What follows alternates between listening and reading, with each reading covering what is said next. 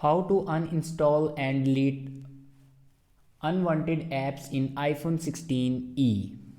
So let's start the video. First of all, press and hold on a app you want to delete and click on remove app and then click on delete app.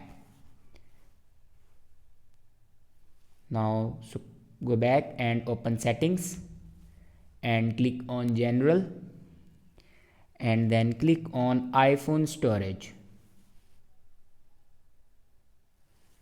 Now scroll down and here you can see my app will be deleted.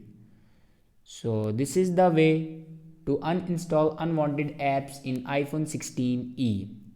I hope this video is helpful for you. Thanks for watching.